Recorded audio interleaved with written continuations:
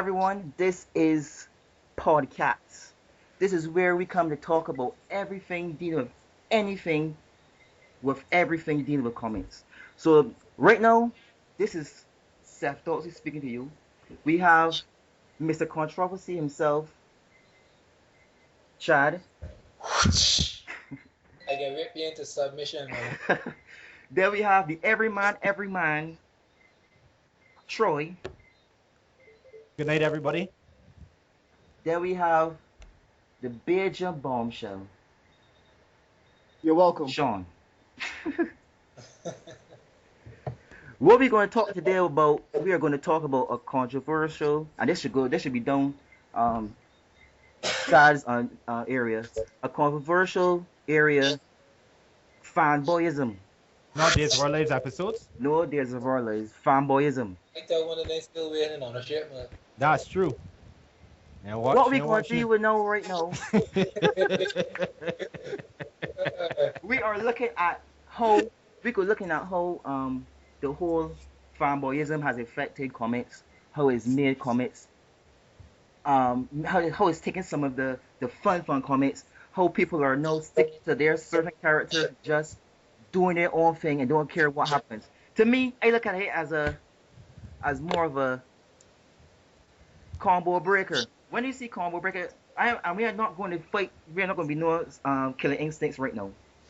We are now just talking about how it just changes the direction of a argument of our discussion, and take it into the direction that whatever happens, this person is going to still be victorious. No, anybody could start at any time.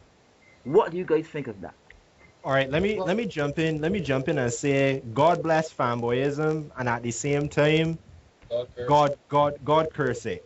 Because Now, hold on a second, real quick, fellas. Troy or Yeah. whoever, I think what we should do is for the layman's out there, explain what fanboy is, what fanboyism is, for the people who may not know. Well done, Shawn. That's a good thing. all right, agreed. Troy, agreed. I leave that to you. Let me hear what you think fanboyism is. Okay, in my opinion, fanboyism to me is when you take your love of something and you step it up a level.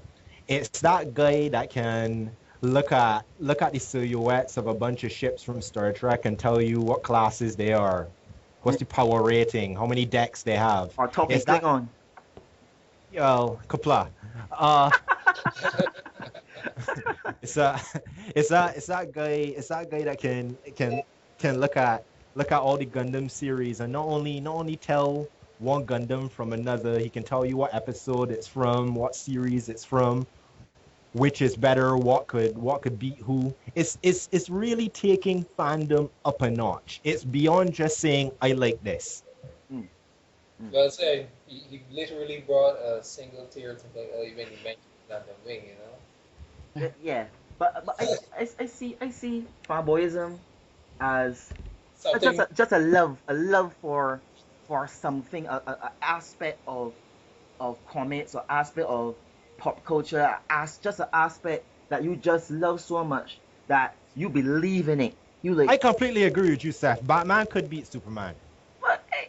hey, you see where you going now? you ever get on the road yet? Sorry, look at the baddest truth. I thought Chad was Mr. Controversial. Again, stage boy, Mister. Every man's. Every man's every man. The baddest truth wrenching it. No, we gonna bring this Batman as soon Seth the man, teeth my lines, white cruel. No. I brought that up for a reason. I brought that up to say, remember I said at the beginning, God bless fanboyism, Yeah. and at the same time, God curse it. Now, going back to that same controversial topic I just brought up, God bless fanboyism. Batman could beat Superman. If that argument did not exist, the movie that we're waiting for to come out, whether it will be good, whether it will not be good, the executives that sit down at their big chairs and all they think about is the dollar signs, Yeah. they would never have ever put up the money to create this. Now, at the same time, as we can all agree in all different circles, and we've all seen it, is arguments just like that people, because of their love and devotion to a character, they really don't know when to draw the line and understand that, this is, at the end of the day, it's just ink on a page. Everything that happens is up to the creator, and it's up to the creator to justify whatever happens. Very true. and so we end up seeing it. So that's really and honestly why I brought that up. Yes, for a laugh, but in all seriousness, yeah, just to illustrate the point that fanboyism, it has made nerddom cool. It is what's brought the big bucks. Now people recognize that there was a lot of money to be made from the geeks out there, and So they're trying to milk us. Yeah. That's what they're trying to do. damn straight. Yeah, I feel a little lactose intolerant right now. Well, you know, So we here's ain't the got thing. we ain't got in the days of our lives to watch. The only thing you could do is, you know, watch a little comic book movie. It's true. So Sean, what was your view on this whole the term fanboyism? Okay. No, for me, I think what's going on is that they got a civil war going on within the nerd culture. No. There's the nerd, right, or the fan. Then there's the fanboy. To me, a fanboy is the example of every crazy person that you see wearing Superman underwear, sleeping in Superman blankets, thinking there's Superman that they could go up to a roof and jump off and fly, and really looking at you as if you're the crazy one when you tell them, you know, it's just a comic book. That's the person that in a whole nother world. I don't have nothing against being a fan of something, being a nerd and embracing the culture. I love comics, love the anime, all that type of stuff. But you gotta know when. You gotta tell yourself, well, you know what? Maybe if I wanna have sex with the somebody else one of these days, maybe I shouldn't be ingesting these comic books. I shouldn't, you know what I mean? Like I shouldn't burn them and snort them as if it's a drug. Like you gotta distance yourself from these things sometimes. And the perfect example of this, right? I was on Facebook just now, and somebody tagged me in a post and they said Gina Carano is Wonder Woman. Like, whose ears do we have to get into? I quote in, whose ears do we need to talk to make her to put her on the short list? Everybody who know who Gina Carano is? That's the lady that did the that recent the short Wonder Woman. No. Is that mixed martial arts fighter? That woman, she was in that movie with Shannon Tatum, and she was like she was being hunted. I forget the name of it. I'm checking IMDb right now. What's her name? Gina Carano. Carano. If you're in doubt, Google it. Oh, she was in not G Force, G Force. I wish. She was in the picture. Fast and Furious 6. She was in the picture with Cobra, man. You mean J. Joe? G.I. Joe, there you go. As who? Something. As who? She was in oh no, it wasn't her. No. I have her here as who is? She was in Fast and the Furious. Furious, yeah. She was Riley. And the Furious and the Rock, with the Rock. Yeah, she was Riley. She was in Hairwire. Everybody see Hairwire? I picture Hairwire when she was wanted by the she was like a special agent, and then there was hunting she down, and she was in Fast and Furious as who? Riley. And the Furious 6 as you mean the one that lost her memory? No, she was the Rock's partner. Yeah. Riley, she was Riley. Oh, to me with that movie with Wonder Woman, I just put a character in there and let's get it done. To me, we overdoing it. Look, to put Affleck as Batman. No, don't do that. That's garbage. Come on, Seth. That's your argument. Seth, is that your argument? I just trying to tell you, right? If So, don't bring up the Ben Affleck as Batman, they could put anybody as Wonder Woman. That's all. Come on, no, that's not fair. That's not fair. Listen, The you man's see how come a long- fanboyism is coming? the man's You see come how a long fanboyism way. is No. man's There's come a difference between fanboyism and common sense. Come on, Seth. The man's come a long way from Daredevil, man. Come on. So we trying to tell? I'm confused. You trying to tell me he should be Batman? He should not be Batman. But Troy talking like if he should be Batman. I'm Sean, saying give him a Mr. Controversial, we got to say about this here? Man, honestly, I am not entirely thrilled that Ben Affleck got the role, but due to the fact that there have been persons who would have been frowned upon given a jewel of an opportunity and failing, and then there would have been persons who had a jewel of an opportunity and succeeded. I dare say I would like to give him a chance because nobody saw that version of the Joker coming from Heath Ledger. That's exactly what I was about to bring up. Everyone And you screamed know bloody what? I murder. know, but you just saw that version of George Clooney's Batman either, huh? Exactly. Yeah. That's what I'm saying. The back nipples. Which is why I laid it out there that there have been persons offered the opportunity to do good and they did bad, and vice versa. Everybody was. I mean, George Clooney was. So you see how fanboyism is into this topic about just playing a role of a character on film. As I said just now, there's fanboyism and then there's common sense. Yeah, I agree with Shawn. Anybody who saw Daredevil, there's no way that you could picture Ben Affleck as Batman. That's just straight common sense. No, but hold on. No. But hold on. How many years ago was that? About 5. Do you know how many things he's done since then? Not another role like that though. Not another role like that. But Daredevil wasn't a properly written role to begin with. I mean, Daredevil was a decent movie to me. Seth, that role was written properly. Really? Seriously, Seth? It was a decent. You see, that's where you want to hit me in the chest. That's why. That kick in the chest will come. Honestly. You heard it. You heard it, Shawn. No, let me finish my sentence. It will come in your dreams. In your dreams. Ladies and gentlemen, no, don't try to say it. Ladies and gentlemen in podcast land, you just heard Seth Dumira himself. All right, stand up and kick in the chest. Sorry. You was tap your chest. You tap your chest with your fist. But that's just me kicking you in your chest, thing. Just look at that. For all those people that know how big Seth Dulcie is, compared to me, just hear that it can be just a tap in my chest, right? Sorry. I just like to tell all my friends. Like tap dancing on your chest. Right. Give me the asthma beer for a while. Alright, we're going a little bit off. No, we going back to fanboys. And no, you see how sometimes we talk about a character and then people think that just because, let's say you like a character, let's call it a character, let's say a Batman. That's off the top of my head, Batman. No, right.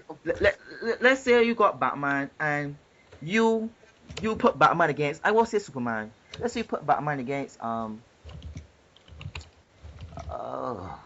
Superman, right? That's what we can talk about. Superman. So you put him against him.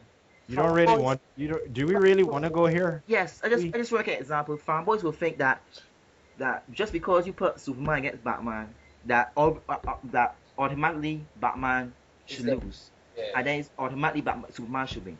But then a person that believes in the character will know that the character is capable of, will know that even if it is possible and it did happen, it will not be easily as I snap my finger and I break his neck or something like that. It will be a more knowing Captain Batman as a character. You know it will be plans ahead. He'll plan 5 things, place steps ahead. That time Superman will only think about, you know what? I'm gonna break through this wall. I'm gonna punch this man and fly away. That's his only plan right now. And I know people will say he's smart, he's intelligent, he's super, whatever. But for me, only thing he does is punch, talk while he's punching, and punch some more. What you guys say? Oh dear. Oh dear. Shawn, do we even want to go here?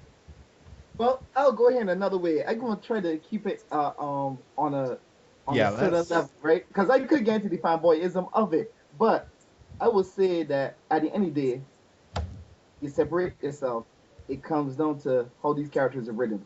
You could write Ant-Man in a way that he could whoop Superman ass, if done in a certain way. For sure. So there's a perfect example, right? I know. I could pick up from where Shawn's saying there and say there lays the difference between where fanboyism can mess you up or fanboyism can actually create really, really good poignant debates where you can run away with your love for a character because you've run away with your love for a character, everything, no matter what the situation, and then all some Batman feel like that Batman is the answer to anything. Why? Because I'm Batman. In all fairness, or you could bring intelligent debate. At the end of the day, if they weren't fanboys, out there, I don't think that we would have some of the better written stories that we have, because it takes someone that has that love of a character and that imagination and that belief to be able to write something that we may sit down and go, you know, I didn't think about that, you know what I mean? That's a good strategy for Batman to use. I don't know if you guys agree with me. Chad, what do you think? Personally, I think I see where Shawn is coming from. He's speaking from the text of a writer versus you, who you're speaking, versus the people, how people view. I know I'm gonna speak on the version of these said characters based on what we know them as. Now, personally, I will say without a shadow of a doubt, anytime I start a conversation, I'm a 100% Batman fan. You understand? The reason for this, and let me give you a quick synopsis of the reason why. Batman is human. Batman did not go through any particular accident. He did not come from a rogue planet. None of these things that the usual superhero character is just a thing that has the financial backing as well as motivation because of his parents being taken. Come on, Chad, you can't say Batman has no superpowers. You could fight crime every night with a sore throat. Listen, the man got man on. Yeah, go ahead. Huh? Go ahead. You could fight crime every night with a cold. My point ultimately, right, is that even this new series, Beware the Man, his first episode, he fought with a dislocated shoulder. Batman is the epitome of human balance, strength, and composure. It is that simple. The guy is an ultimate human being. You understand? So my thing is, for a man, and I mean a mere man, for a mere man to be rivaled amongst these superpowered, that basically, as Seth said, can snap a finger and break a neck or whatever, he has to be ultimately admired. You have to give this man his props because, True. You know, I mean, seriously speaking, Shawn just mentioned Ant-Man. Yeah, you know, Richter could say, you know, Ant-Man shrinks down to the size of a grape, and he does this and that to Superman. But tell me, how many people can believe it? Versus when Batman is neck and neck to Superman, you know, he devises some really crazy scheme that that Superman really falls into the plot and follows exactly what Batman wants him to think, wants him to see, wants him to believe, and think he's winning. This is the guy that we're talking about, a mere human. So that is the reason why that I relate to Batman, and I'm a fanboy behind Batman. Moving on. This is my thing when it comes to the Superman, Batman, endless conversations. Batman can defeat Superman. It is that simple. But I would say it will not happen without difficulty. Because you know, Superman can just sit there or stay like, oh yeah, Batman just killed me. But man can't get it done. The same way how. But you said something there that Batman will not do. Batman's goal won't be to kill Superman. But it's been proven. It's been proven time and time again where that he takes us, the readers, or the viewers, to the point where he says, "But you know, Superman, I just wanted you to see that I could be the person for your undoing." We've seen it constantly. All right. Let's try to steer back on track now, because remember the whole discussion here is fanboyism and not Batman versus Superman, and the fact that Chad is eventually going to have to leave the country and go to Cuba. I'm more sure that we can find a whole lot more Batman fans here than Superman fans. And while I agree with you, Batman could. While there may be a low probability in realism that he would succeed and do it, if there's a man that could pull that 1% out of his butt and get it done, Bruce is the guy. Yeah, Bruce is the guy. But let me ask you guys this. If you could snap your fingers and take all the fanboys away from the world and just leave fans, would you do it? I'm fangirls. No, I think we're equal opportunity here at CAT. The world would be a very boring place because, as they say, you need all types to make the world go around. So, taking away the fanboys and the fangirls, is really ultimately the same thing as aforementioned. And my What about all those friendships that have been lost because of fanboyism? well, personally, and I can only speak yet again, we only speak from our experiences. I have never lost a friend. I mean a true friend.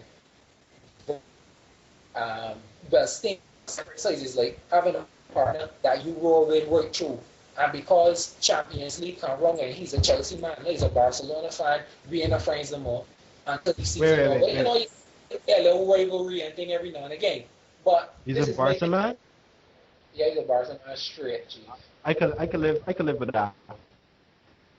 So back to the Go ahead. but not get rid of them because is for different ideas, different views, different points, and it keeps the conversation flowing. But there are times that the points can really stray. People get passionate, people get things personal, and it has happened more than one time. And a very restricted comic group. I don't know if you've ever heard of it, Comics Appreciation Society.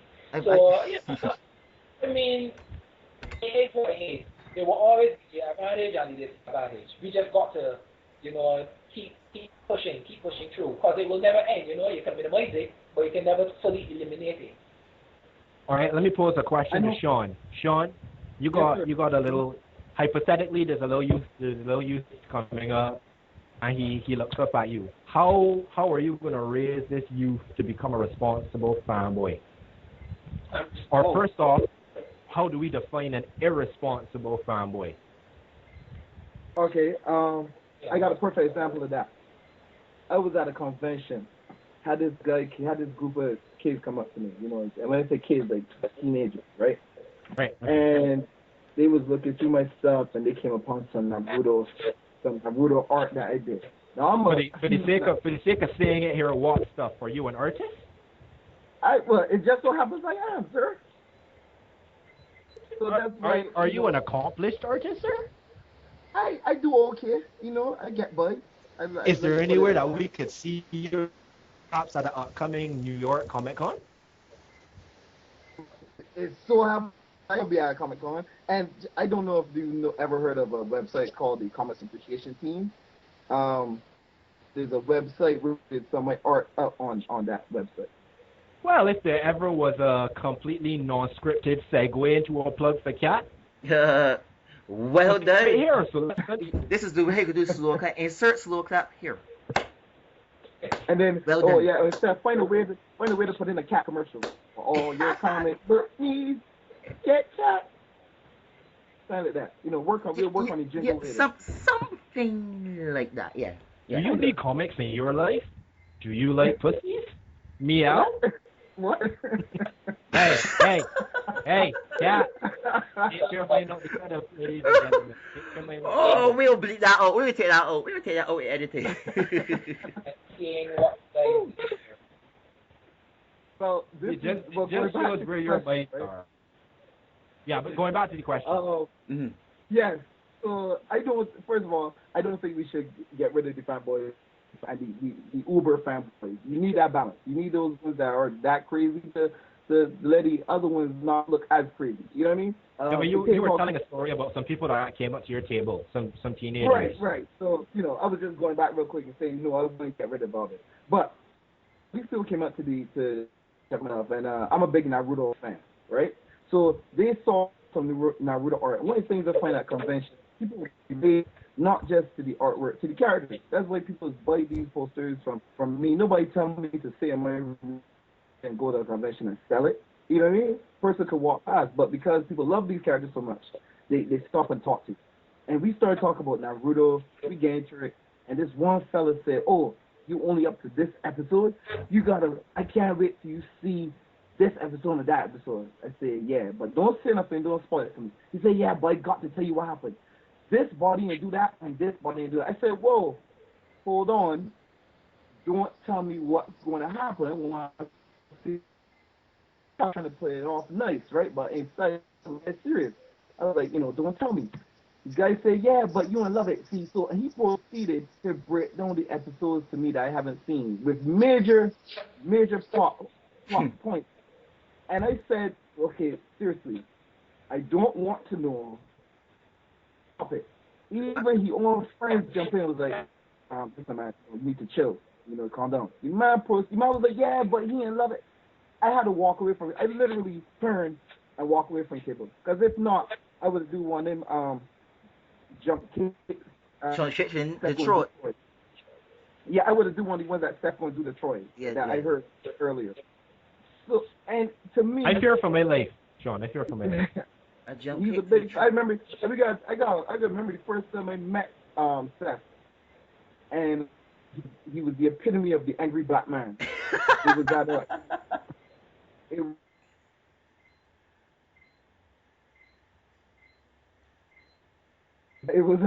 It was at a screening of a documentary, and there was a discussion afterwards. And I remember Seth came up to the mic with this, tight shirt, every muscle showing, gripped the microphone and like crushed it, and proceeded to go off for like 10 minutes. I said, okay, this is a, but that's another story. We'll get to that because that's a boy.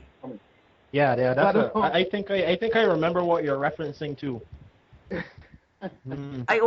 All of us was at that little get together. Mm-hmm. Yeah. Seth, we still got email to rate. Yeah, we still got email to rate to that nonsense that was. Anyway, fanboyism. Okay. Yes. So to me, that is going too far. That is fanboyism at its worst. You know what I mean? Self enough. Kind of like going through a window to save her life. Kind of like yeah, something like that. What? Going through a window to save your life? Something like that. Kicking or chucking a woman through a window to save her. Yeah. Going too far. Like that. Yeah. Yeah, going too far. Yeah, I see what you did there. That's an insight. Yeah, okay, we gotta come back to that later. You will. When fanboyism short circuits your brain so that you can't even process basic social skills, that's a problem. If a person says shut up and don't tell them. Yeah. I remember when they were first watching Games of Thrones, and a friend of mine was telling me about it. And she was like, you gotta watch this. And I was like, yeah, I will watch it, yeah. It sounds pretty good. And you know what happened? Blah blah died. I was like, what? And then move from there. It's like, and then at the end, the blah blah. I was like, what? I mean, you didn't even like say, well, Seth, you want to hear what happens next? You were so excited. He was like, and he died, and they cut off his head, and I was like, I didn't even watch episode 1 yet. So you know how I feel when they watch 5 episodes down. I said, well, look at here, he loses his head. It was like, yeah, I understand what you mean, Shawn. I understand what you mean. That's where you carry over there and you lack all social skills and you can't even understand that you are still in a society that and certain procedures have to be carried out. Certain things have to be said. So personally, the way I see it, if anyone plays spoilers for me, I'm going to invite you to dinner to tell me more and play the Reigns of Castamere. The what? The Reigns of Castamere. Games of Thrones fans will get that reference. Don't worry. Oh. I will invite you to dinner and I will play the Reigns of I hear everybody talk about this. Might take to watch that every since, but you think. But guys, this is what we're gonna do. We gotta wrap it up. So we gotta wrap it. Yeah, hold on a second, Seth. Because you know that I open up by talking about Gina Carrero. I open up by talking about Gina Carrero saying we never get back to it. That what? Which one? The Gina Carrero thing? Yeah. You get back to that. All right, so let me wrap it up real quick. Right. Okay, his stance was she's Wonder Woman. End, right? This guy came on and said she's not a good actress. Leave it alone, right? The guy said, well, you don't need to be a real good actress. You could act in the role. You could build up to the role, right? This person says no. So the guy was like, so he thinks she could be Wonder Woman. The guy responded and says, no, she can't. He said it with he wrote this with such certainty. I read it and was like, oh God, I guess she can't. Like, when you that fanatical that you can't even say, well, I don't think she could, I don't believe it, or whatever like that. To get on a public forum and be like, no, she can't, is no way possible. At the end of the day, I know we was joking about the Ben Affleck thing. You never know. You know what I mean? So, like, if I really honest right now, you never know. He might somebody mentioned Heath Ledger before. Ben Affleck might come in and blow this role away. For me, right now, I'm not seeing it, but I'm still gonna check it out when it come out. And not clone nobody. You know, I mean, amongst us, I'll clone you, but you know, and not get to that point where I angry on Facebook and coming on here and want to cause arguments. And this thing, like, no, it was like 80 comments deep. These people really going in again into these serious arguments. That's a problem. Yeah, that's what. That's it's. But I mean, the whole thing is really a really good example of just.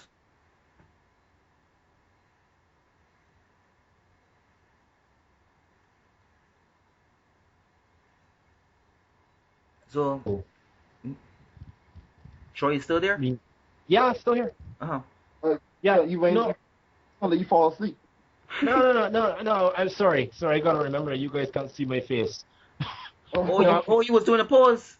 Insert. Yeah, I actually had an expression, a fish expression. Oh, that was a dramatic pause.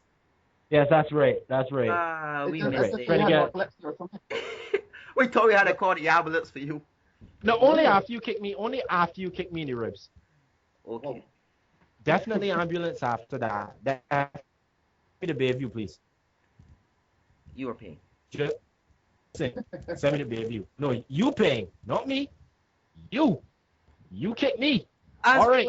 Going back to fanboy. Yes. Going back to fanboyism. Yeah, I mean that shows you just how scary and how good at the same time fanboyism is, and how wonderful it is that people have come to recognize, you know, that there's a market there. I mean, when you can have a White House petition for someone to leave a role. When Twitter, I believe at one point, Twitter went down with the amount of people tweeting their opinions on this entire thing.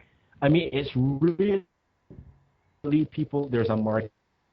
But at the same time, I would have to encourage all the fanboys out there to keep it under control, because as wonderful as it is, personally for me, I am hoping that into the future, the stereotype of what a geek is gets swept under the rug. I'm tired of people thinking that geeks are just a bunch of guys that live in their mom's basements, never see a woman, and the only information they know is the stats on how strong Hulk is, how far he could throw it, and then what issue we met Wolverine. You know what I mean? So I'm hoping to see some change. I think it's definitely here to stay, though. I don't think it's going to go anywhere.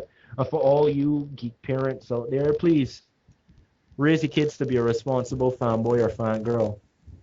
Get them going right. Love for something is great, but just remember, at the end of the day, it's a love. People will have their opinions. Respect them. That's pretty much my opinion. Chad, you got anything to add?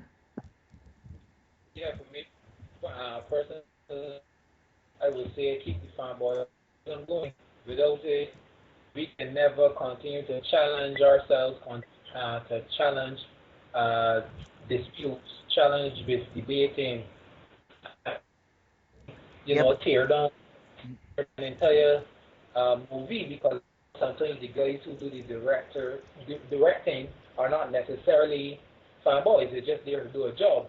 But us as fanboys, from the inception to the current day, we are there to basically keep these guys in check.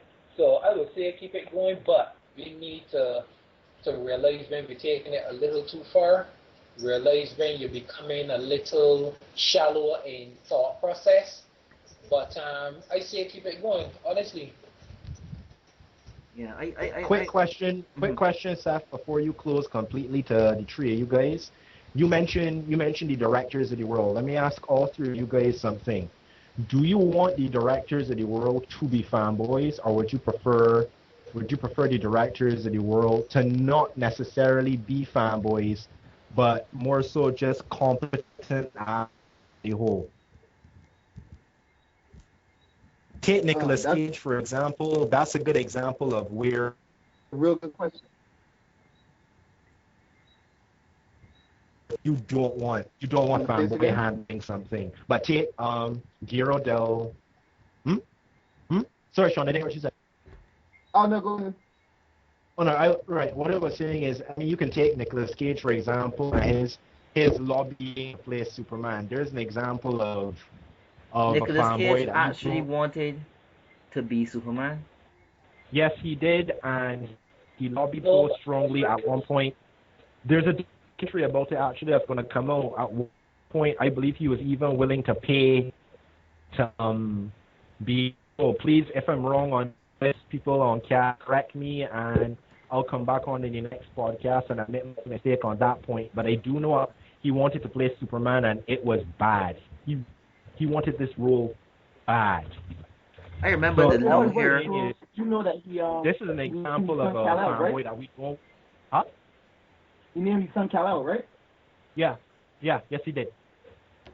Hey. So here's an example of a fanboy we don't want in the director's chair. Well, we have the director of Pacific Rim, Guillermo del Toro. Regardless of whether you hate the film or love the film, you can't say that he necessarily did a horrible job. We've got other geeks like Joss Whedon, they're doing a good job. So when it comes to movies, is it better to have a fanboy in the role or a competent director that has read this material? I believe a competent director. When you got a fanboy would want to put. He might have too much knowledge. He might want to put too much into the story, and then we lose the gist of it in let's say an hour and a half, 2 hours. We get too much. Like I believe that just get someone that knows what to do. That's like if you know someone that knows how to drive, give them a car. They will drive the car. So no Frank Miller. Frank Miller could be a consultant. He could work like how what's his name? Christopher Nolan did with Superman. You could feel Christopher Nolan's presence in it, but it wasn't overwhelming. Frank Miller could give us the direction, but don't direct it. You know what I mean? Because it's only a few people that could actually write a story, write a comic, let it become a comic book adaptation, and then for movies, and then move on to directing it. It's only a few people to get that done. I don't think that person's born yet. And the mother might have died. I think what it comes down to is the person that could do both. Like I said at the beginning, is a civil war going on. You got the fans, and then you got the fanboys. Somebody like Joss Whedon, who's a fan, but also good at what he does. That's the perfect balance right there. That's what you need. You know, and Seth, you just said something. You just say somebody that could drive. I forget your analogy. You said something about somebody that could drive. Somebody that drive.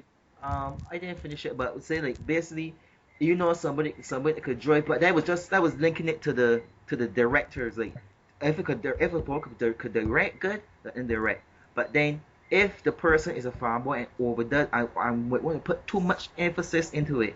That is too much. We do not want that in the show. That's like this for instance. I don't know who did it was Shawn that did Shaman Knight. Shaman Knight that did Shyamalan Knight, yeah. That please. did that picture. Where are we talking about him? The last Airbreaker.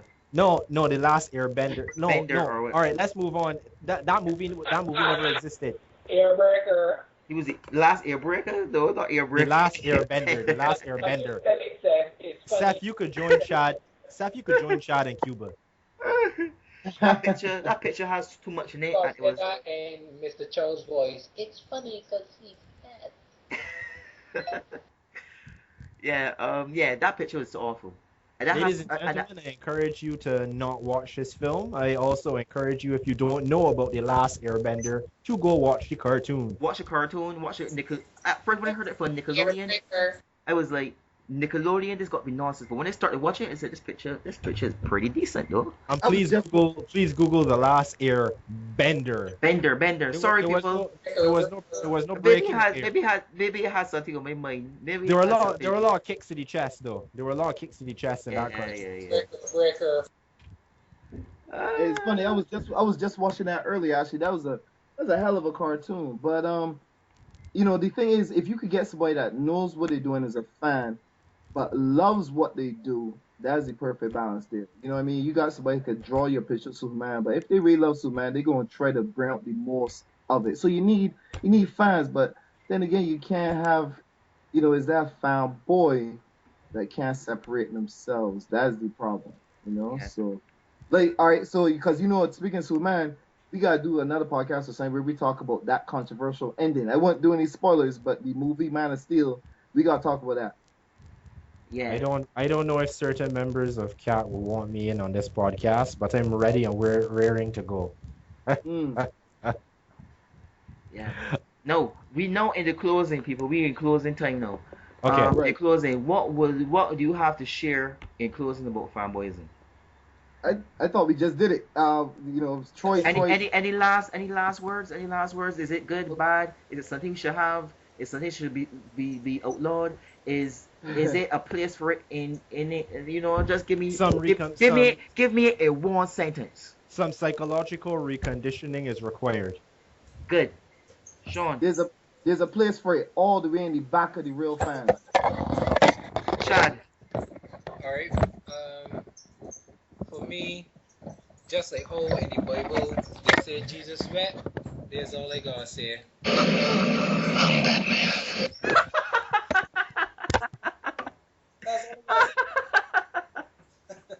I hear certain men got that to say. I'm trying to see my eyes when I want hair. I got that with the hair. Oh my god. Well, on that note, thank you guys for participating. Anytime, definitely looking forward to the next one. I got an idea for the next one. I passed it by Shawn. The next one will be interesting. The next one will be a lot of fun. And look out for the next podcast coming out soon. the next airbreaker. Not airbreaker, but I will look for one. But And listen, I think that we should converse on some past cartoonage and speak on the areas of Chad, don't say any more. You spoil away half of the next one. Oh, sorry. I will tell you about it later, but don't say anything more. What Kung Fu, we was a real hard character. If you want to hear more from Cat, Comics Appreciation Team, you could check us out on Facebook. Check it out, people. You could check us out on the web, on the World Wide Web. ComicsAppreciationTeam.com. We always got good articles there. Check us out on Facebook. Check us out on Tumblr. Check us out on, what else we on? We on YouTube. Oh, we all over the place. Just type in, just Google search it, and you will find it. You will find something about us. So it is lights out from all this is Cat. Later, people. Good night, everybody.